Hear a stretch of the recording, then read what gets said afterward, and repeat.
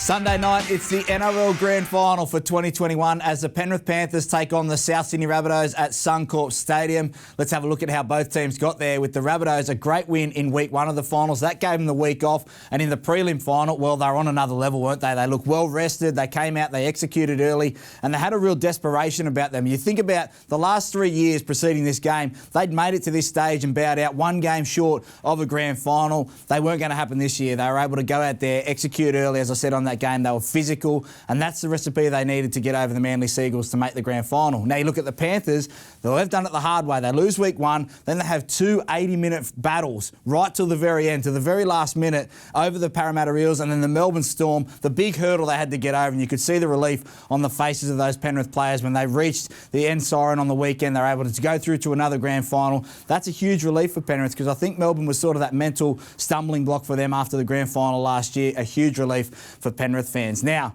both these teams have great players on both sides and great match winners, but I want to have a look at two plays from the prelims that really stood out. Firstly, the Penrith Panthers. Now, they scored first time in the last 6 finals that they've scored first, and that's a huge relief when your defence is so good to jump out of the gates and start really fast. Here's Nathan Cleary in at dummy half. Stephen Crichton's going to end up scoring the try, but the key for me is that Cleary is actually looking up right now. He knows that the Melbourne Storm are short and that Josh Adokar has come infield. What does he do? Goes in there, backs his skill set. He knows he's prepared for this moment, comes up with a kick, and you just watch the excitement from the players. They rush in. Jerome Luai's got the chest out. He's smiling. That's the Penrith Panthers we've seen for the last 2 seasons. That's what's made them successful.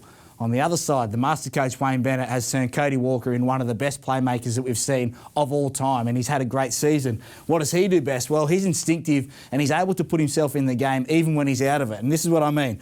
Right here, the last play, there's Cody Walker right there, sitting down the play. He's been hit, taking the ball to the line the play before. As the play unfolds, you can see once the ball comes back down to Damien Cook, you're going to see Cody Walker react and accelerate into this space. So here he comes right now.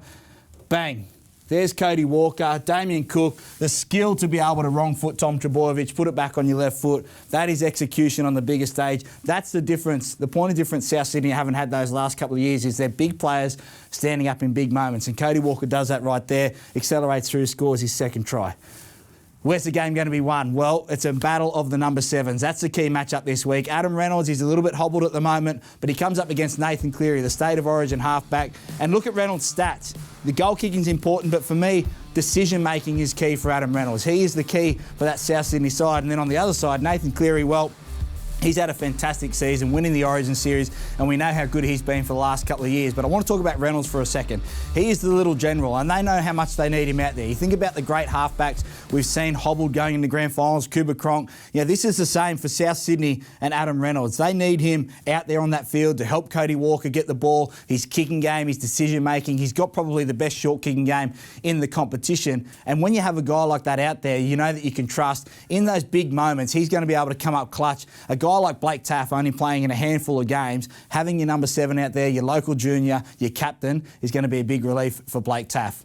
On the other side, Nathan Cleary, well, he's just as important to 2 players, Jerome Luai and Api Coruscant, because his decision-making in the big moments last week was outstanding. And I don't think he got it right against South Sydney a couple of weeks ago. I think he overplayed his hand a little bit and they got a little bit tight with their attack. But because their defence is so good, Cleary can relax this week. He knows he's got the skill to be able to come up with the big plays, and the other players will feed off that. You'll see Dylan Edwards support the ball. You'll see Isaiah Yeo distribute to him. That all comes off Cleary. So the Bunnies have Reynolds, the Panthers have Cleary.